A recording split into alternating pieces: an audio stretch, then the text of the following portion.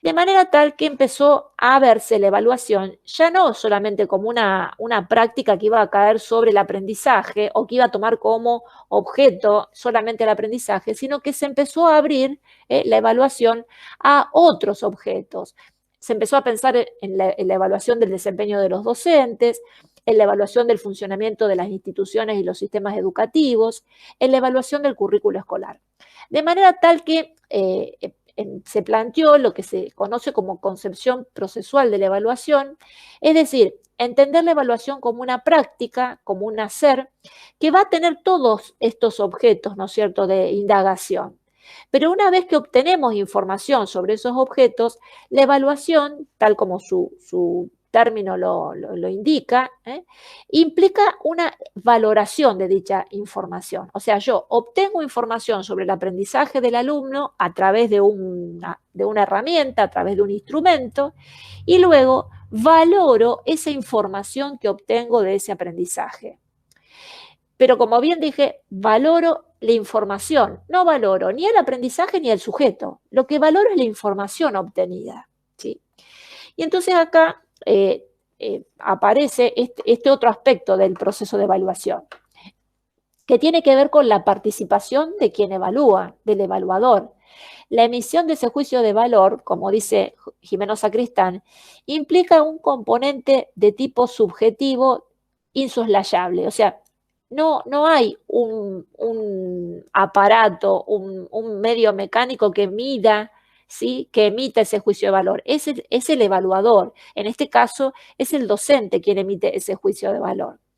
Entonces, este componente subjetivo implica, dice Jimeno Sacristán, un componente ético y un componente político.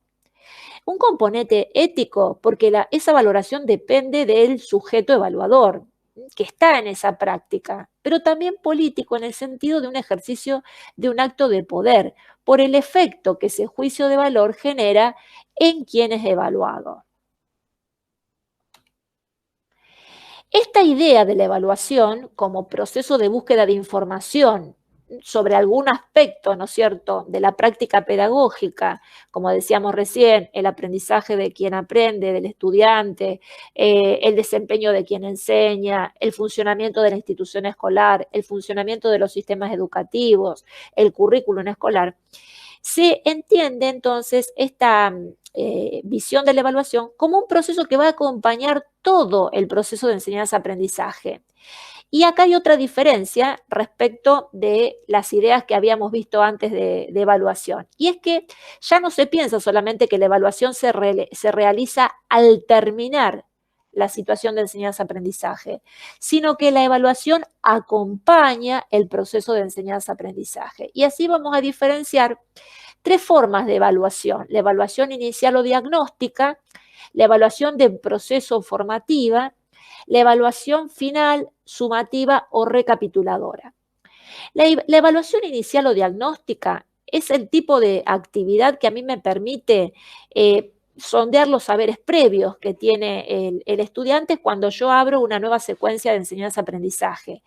Esta actividad de evaluación diagnóstica me va a permitir ver cuáles son sus capacidades, sus intereses, sus saberes previos, y me va a servir también para retomar esos saberes previos como punto de partida y para poder, a partir de eso, organizar mi estrategia de enseñanza, ¿sí?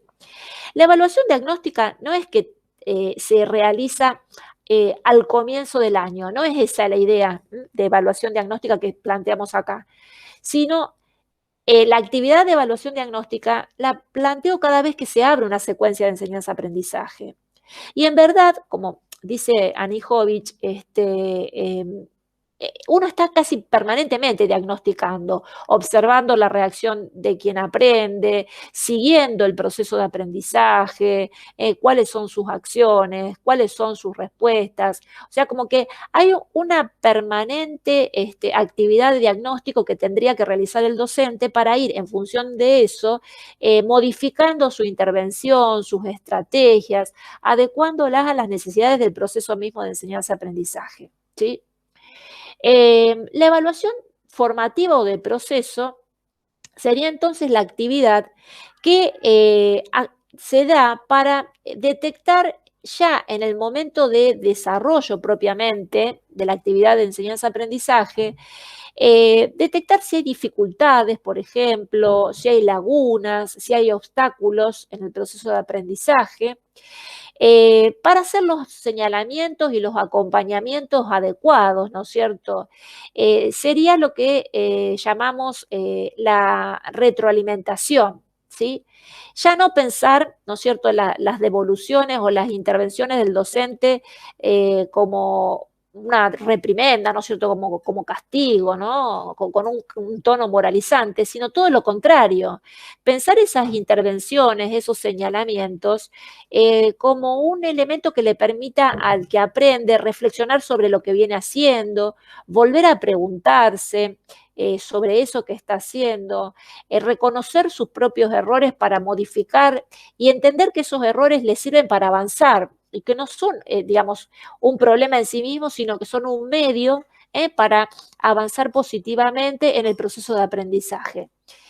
La evaluación final o sumativa o recapituladora sería el tipo de actividad que yo uso cuando esa secuencia de enseñanza-aprendizaje va llegando al cierre, ¿no es cierto? Y si tiene una característica particular, una actividad de esta especie, digamos, de evaluación final o sumativa, es que cuando yo diseño esa actividad como docente, ¿no es cierto? Tengo que pensar que quien resuelva la actividad o tenga que llevar a cabo esa actividad, tiene que apelar a los nuevos saberes adquiridos en esa secuencia de enseñanza-aprendizaje. Dicho de otra manera, si el aprendiz, para resolver la actividad de evaluación final o sumativa, apela a los saberes previos que tenía al inicio o al entrar en esa secuencia de enseñanza-aprendizaje, quiere decir que en el transcurso de ese proceso de enseñanza-aprendizaje no adquirió nada, no